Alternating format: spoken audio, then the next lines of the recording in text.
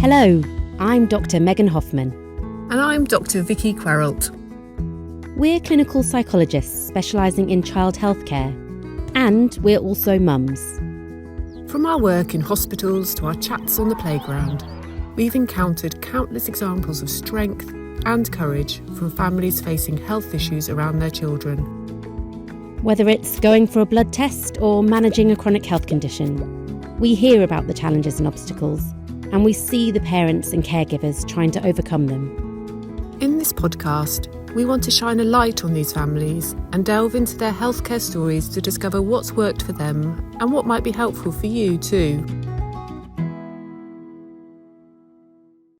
Hi, and welcome to episode 4 of Little Journey Spotlight Sessions. Today we're going to be talking to Emilia, an amazing mum of 7-year-old twins who live with health conditions known as PANS and PANDAS. In both PANS and PANDAS, the immune system mistakenly attacks the brain, leading to a vast array of symptoms that often appear very suddenly and affect a child's physical and mental health. PANS and PANDAS are still widely misunderstood, so it can be really hard to reach a diagnosis. This can mean that the experience of living with and seeking support for these complex conditions can be extremely challenging for both the child and their families. However, thanks to advocates like Emilia, the awareness of these conditions is increasing. This is why we're so pleased to be speaking to Emilia today, all the way from Poland, to learn more about these conditions and how she supported her children through countless medical procedures. Hi, Emilia, welcome to our Spotlight session. Hi, and thank you for inviting me. Hi, Emilia. Thank you so much for being here. Right, we're going to crack straight on because we are so excited to talk to you about your experiences. We know that there's a lot to cover. But can we just start with who's in your family and a little bit about your twins' diagnoses, please? Yes, sure. So I have twins, a boy and a girl. They are almost 7 in a few weeks. And they have been both diagnosed with PANDAS PANS. They have very different symptoms and a different course, and probably this would be a very long episode if I only focus on each of them separately. So maybe in short, I will say that for our daughter, it started in December 2022 with a very sudden onset of between 10 to 20 different neuropsychiatric symptoms. Really, like every week there was a new one, and every new one was scarier from the previous one. And for my son, it started a few months after Luna. And the interesting thing was for the first months of Luna's symptoms and all our experiences with doctors and really looking for answers, we didn't have a clue what this is. The week that we finally found the answer ourselves, because finally we ended up at a list of symptoms which aligned so perfectly with how she presented it, exactly the same week he started showing symptoms too. And in the beginning we a bit laughed about it and said, because we didn't know even that this can run in families, and we said, maybe this is also PANDAS. And we thought it's so funny because, you know, we also thought maybe he's copying her a bit to get attention. But when his symptoms started showing up and we realized that most of them don't even represent, are not even similar to her symptoms, so he can't copy her, but they fit perfectly to the list of symptoms too, just a different representation. And we were very quickly convinced that this is the same, which was in the beginning very overwhelming to, at the same week, have the diagnosis and at the same time realize that actually there are 2 kids involved.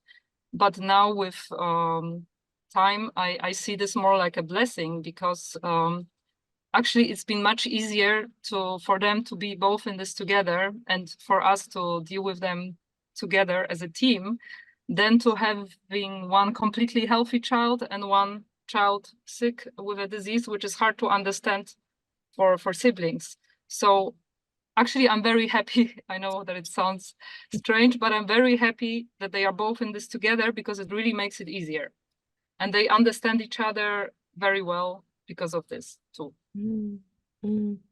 I love that you're seeing the positive in that, and that I can see how that would not necessarily make things easier, but that they have that connection with each other as twins, especially that they understand what each other's going through. And what do they understand about their condition? We tried to explain them from the beginning, also what's really happening in their bodies. Professionally, we explained science in animated videos, so we somehow knew what's gonna be understandable for them, what not, because we always try to make it easy to understand for non-scientists. And we saw very quickly that whenever we explained it to them, in a way, you know, building stories, some good and bad guys fighting in the body, they were really curious and really interested to hear more. And they were much more willing to cooperate. So I would even draw pictures for them and even little animations. I have a software on my tablet where I can make really simple animations which show what's happening.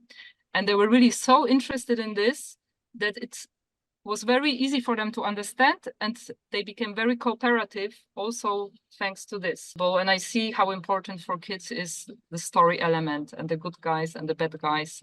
And I think they understand everything you tell them, sometimes even better than adults, because they don't need to know all the technical details. They don't need to know deep science. They just need to know who's the bad guy and who are the good guys, and how can we help these good guys fight the bad guys. Yeah, that is, I'm so impressed that you have been able to convey PANDAS to them in that way. And I wondered just if you could let us know a little bit more about how PANDAS appears and shows up in your family. So you've already mentioned that your boy and your girl have different symptoms and actually it kind of shows differently in each of them. Can you tell us a little bit more about what you see in day-to-day life with PANDAS? Sure. For her, it was, I would say, almost all the symptoms from the list, including somatic symptoms, sensory issues like hypersensitivity, extreme problems with sleeping, these rage attacks, very extreme mood swings, very sudden from very high to very low without any reason, emotional lability. The only symptom I would say she has never had was tics, and this was actually his main symptom. So this is interesting how differently it can show up. As for the OCD part, because OCD is a big component of PANS and PANDAS, he has never had intrusive images, thoughts.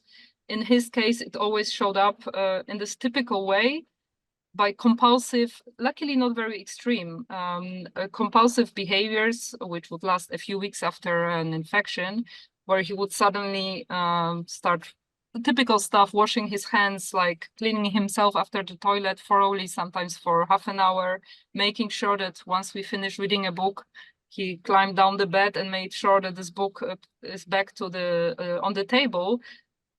In between flares, he doesn't do it. He doesn't have this need. It's just only during his flares that he has this.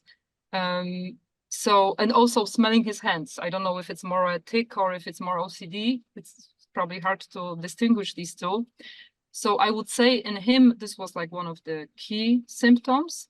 And also in the stages where he would flare, apart from OCD and tics, he would have very strong emotional ability too. But it never it never possessed him. It was never something which would take over him. He always was somehow in the control, and very quickly he could go back to baseline, and it was over. So I would say he is a mild case.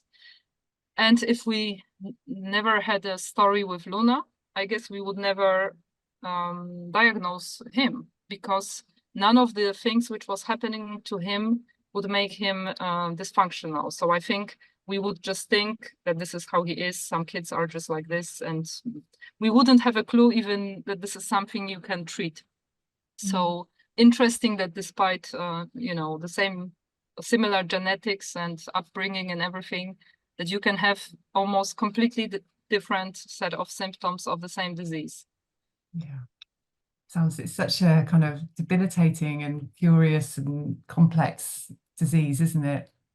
And PANDAS is, and goodness, you've really been kind of dealt so much to cope with, and your insights are incredible. It sounds like you've done a lot of research and reading, think about how to understand the condition. I think one of the tools for me to process this was understanding it, and I've always, everything I could understand, I could accept and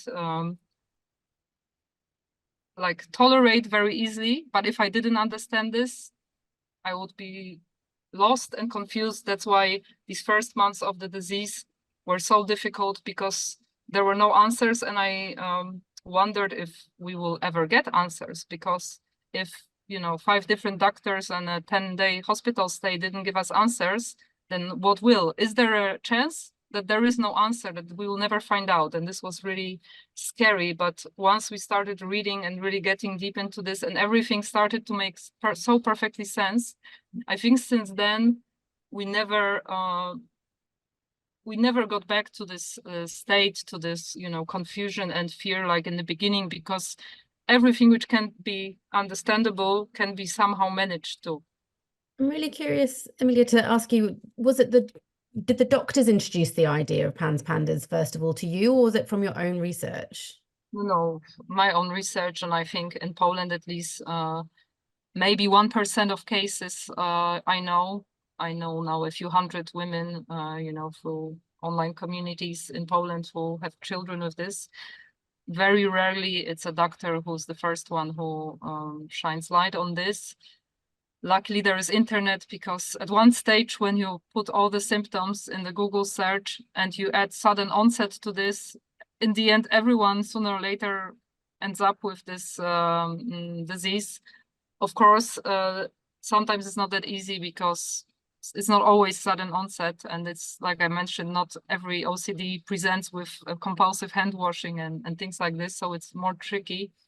But in Poland, unfortunately, most doctors don't know about this disease. If they've heard of this, they don't want to tackle this, because even legally, they don't fully know how to do it. If you can't put a diagnosis on paper, you can't assign a code to this disease. Every treatment is like problematic, because they need to follow guidelines. And if there are no guidelines, I understand in UK it's quite similar.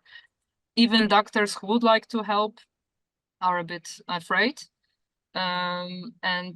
So this is, I would say, the biggest challenge for diagnosis.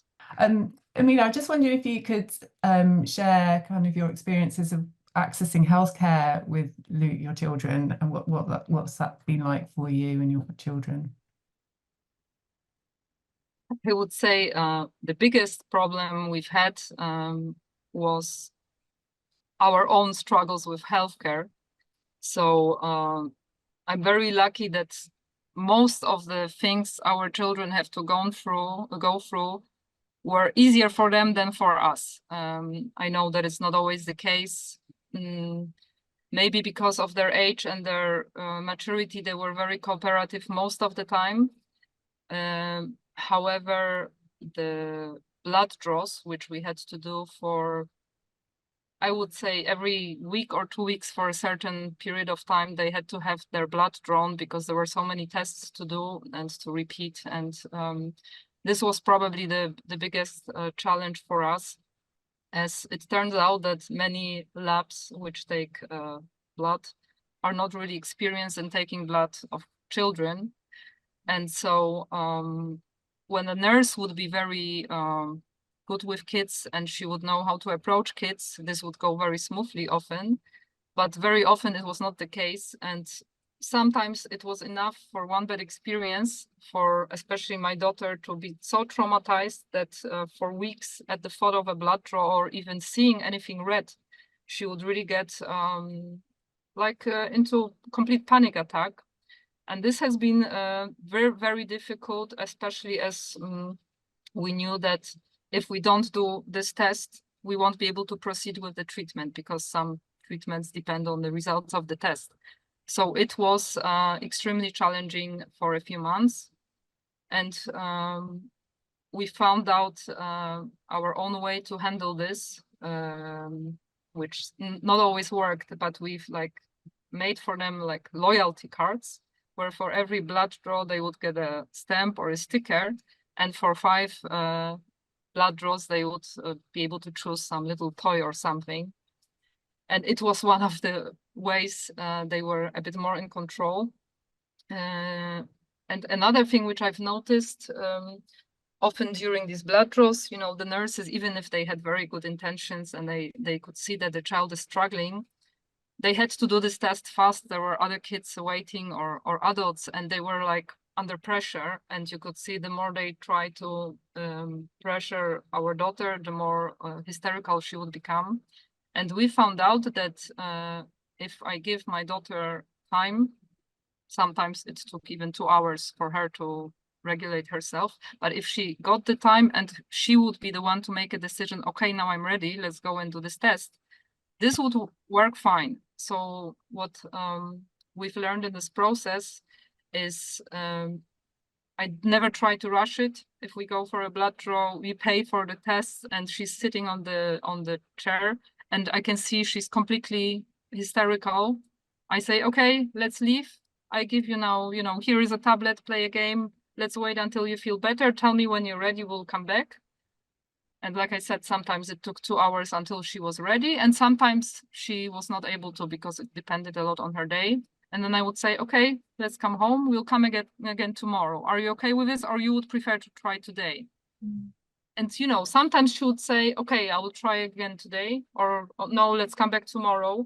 And sometimes you would come every day. So you need a lot of patience and time for this. But the moment she saw that this is under her control and nobody will force her, she was much easier with this. And I think even a 6-year-old, maybe even younger child, every child wants to have this sense of control. And when they feel they have this control, they are much more easy, I think. Mm. That's really insightful, and I think you're right. I think from finds that giving your child that autonomy and that sense of control is so important. And your child doesn't want to have a blood test, so you've put that kind of motivation to think about what reward they want afterwards to help them go through that process, and giving them that time. That's so important, isn't it? You've done so well to support your children through that. I should point out to the listeners that I didn't think we did at the beginning, that you're actually based in Poland, aren't you? Where you can, yeah, and I guess maybe in other countries who might not have the facilities to pay for blood draws or to have kind of that time. So I guess, is there anything you've done to help prepare, giving time and giving your children choices when they're having their blood draws? Is there any other sort of preparation you did to support them in advance of that? Whatever procedure was about to happen, we tried to inform our children in advance. Sometimes, you know, 2 weeks in advance, we would say, hey, we will have this test, and like really bit by bit give them more details about the given test, what's going to happen. I tried also to do it more like spontaneously without warning and say, hey, now we go for a test, but I've realized they prefer when it's really like information is dripping and they know they still have a long time and they can get familiar with this. And what was very helpful was watching videos on YouTube of these procedures. For example, MRI or IVIG, which our daughter received. This were like infusions, intravenous infusions. Seeing on YouTube other children her age having these procedures, this gave her very big confidence that if they did it, I can do it too. So if this would be an adult, she would be less cooperative. But as these were children, she somehow wanted to show that she can do this too. Another amazing trick we've figured out, I also don't know if it would work with every child, but it has worked with Luna. So after she's had a really, really strong resistance toward blood draw, and finally we managed to take this blood, and actually this time it didn't hurt at all. She was shocked herself that she didn't feel anything. And we recorded a video where she's speaking on the camera that she's just had this blood draw and actually it didn't hurt at all. And now she's speaking to this future Luna. She talks to herself and says, Luna, next time you have a blood draw, me, Luna, I'm telling you that it doesn't really hurt. Just listen to me. And next time she asked us to show her this video before a blood draw. And she was talking to herself, and this was so convincing to her because she knew nobody tries to trick her. It was herself talking. And this has worked so amazingly. We were shocked that nobody has come up with this idea before. So I don't know if it would work with every child, but I think it's worth trying. Whenever a child has a good day, that they record their own video message to themselves. Also, what Little Journey is doing, like using psychology for this very practical part of the world. I think it's a lot can be done more and better to make it so much easier for children. Yeah. With disease. Well, we totally agree. We're very passionate about that. I'm hearing that you have experimented a lot with different things to find the right tools to prepare your children for these procedures. And I think that's a tricky process to go through because you just want to get it right straight away. You just want to make everything better with a magic wand, don't you? And it takes quite a lot of patience. But especially talking about when you tell your child about the procedure, I think that varies so much from child to child. And some kids would prefer just on the day, and some kids prefer much more in advance. So it's interesting to hear about the process that you've gone through. I was also, just going back a little bit, struck by the way that you seem to talk to Luna with her blood tests, that when you notice that she's agitated, you're like, okay, that's fine, we can wait 20 minutes. It strikes me about how much your presence and your state of being in that time, how much that must affect Luna when she's having those procedures or having a blood test, how you staying calm. Do you feel like that makes a massive difference to how she is able to function? Yeah, I guess it's very important. Even when I'm stressed, I'm very anxious myself around these procedures, knowing how she can react. Oh. I think I managed not to show it. I think I managed to keep my emotions in check. So, of course, if I was visibly stressed, she would have much worse reactions. Though sometimes I have to admit there were cases when we had very important blood tests to be done and on a very particular day, because next day we were leaving and we wouldn't be able to do this test quickly. And I could see that she's not cooperating. I broke down crying a few times out of this helplessness, but then I was also very surprised when she saw me crying. This a few times regulated her. Somehow it was like a shock for her. And she would, like, maybe it was such a distraction for her in her state. This would somehow maybe switch the focus from her struggles to my struggles. And I was surprised too that sometimes when I was completely like losing my balance, that this wouldn't necessarily be problematic for her. So I don't have the answer about what's the best approach, but for sure a parent should do everything to probably through support from family and friends to make sure that they are not dealing with healthcare with their child when they are under very high stress, because this can be chaos. I think, Emilia, I think it sounds like you've kind of normalized like human emotion, haven't you, and with your children, and kind of modeled how it's, you know, okay to cry at a particularly distressing situation, but that importance of discussing it with them and talking it through with them, so you're all open and kind of understanding of each other and how you're feeling, is really important. And I think you touched upon there as well the kind of the connection you have with your family and friends or community to help you support you through really challenging times taking your children to healthcare. I wonder, what else have you kind of, is there anything else that you do to kind of nurture your well-being and support you through those challenging times? Yeah, I think support, especially from the husband and from the closest family, is number one thing. For me, what was very helpful is taking every day 1 hour for myself, and I spend this 1 hour for intense sport. because really it's usually was like a run, very fast run, ideally through the forest. It had to be outside home, of course. I had to completely reboot my brain. And I've noticed that the bigger the challenge we had at home, the faster I would run, because once you cross certain intensity of the workout, you can't think anymore. So I would have probably some of my best workouts ever and my best runs in these most difficult times.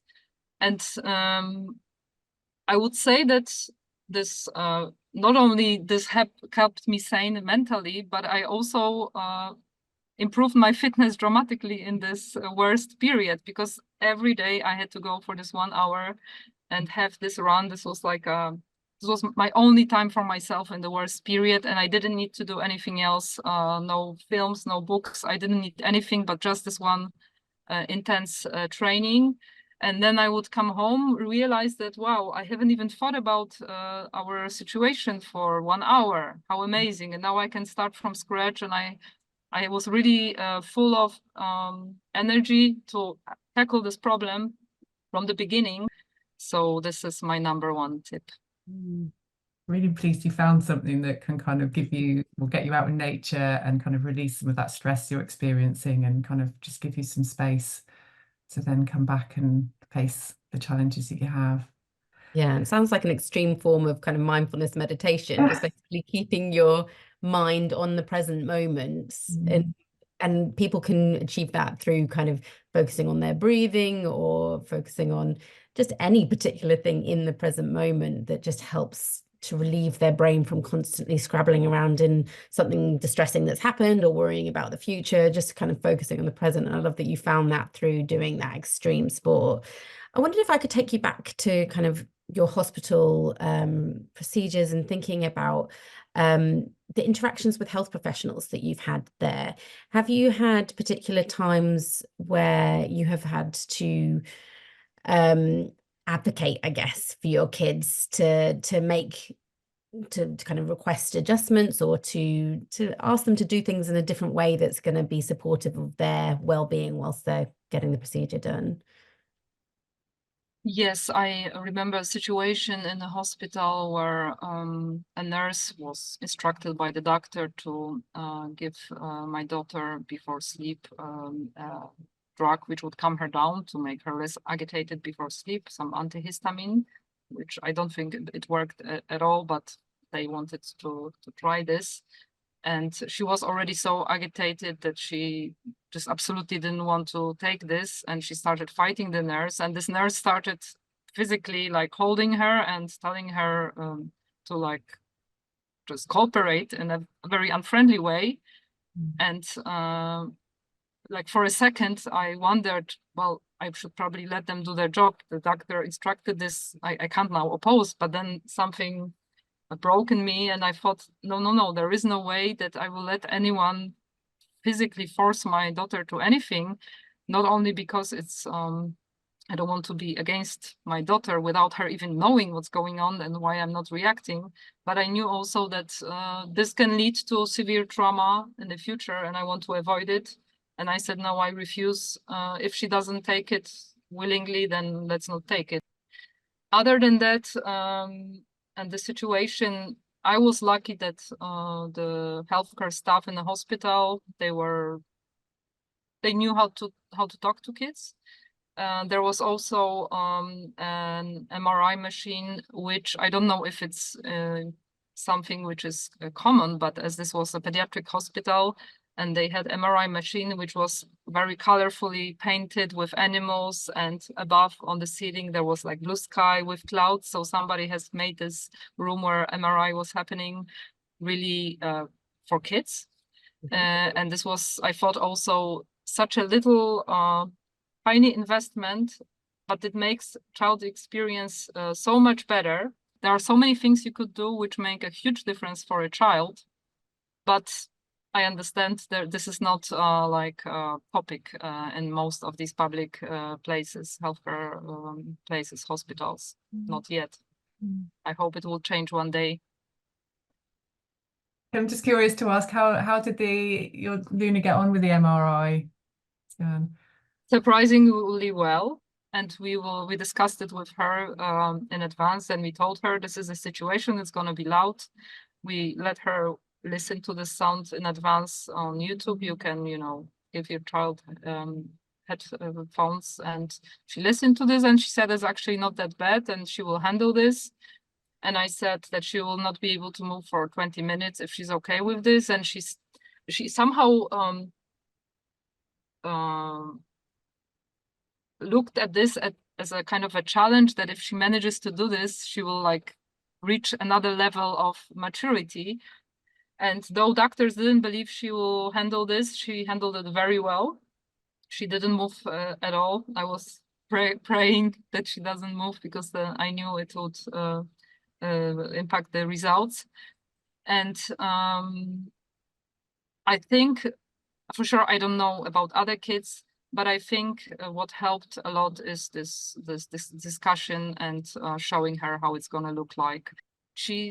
It's as if she wanted to prove, yeah, for adults it's difficult. I know that even some adults don't manage, but I think I will manage. And so I'm very grateful that she did manage this, because this was like a very critical part of this whole process.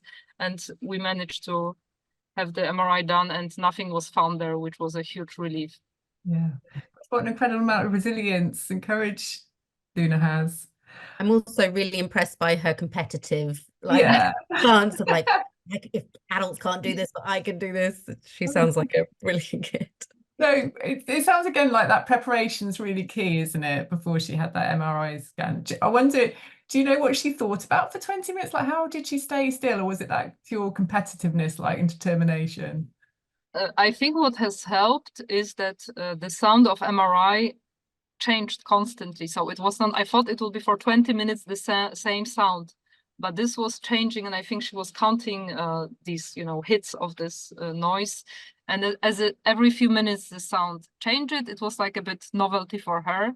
But to be honest, I don't know how she managed, because I know some adults would not manage. It's difficult for pandas, isn't it? Because it's a clinical diagnosis, and there's so many complex symptoms involved with the condition, and there's no evidence base yet for it, is it? And there's no like clinical test, if you like, or blood test or MRI scan that can kind of prove it. It's a clinical diagnosis, so it is tricky. But I can hear it's had such a devastating impact on your children's lives and your lives, and I know a lot of others. But it's good that the awareness of the condition's increasing. I just wondered, how are your children at the moment since receiving the diagnosis? Well, now I would say we're almost living a normal life, which was in June last year, almost 1 year ago.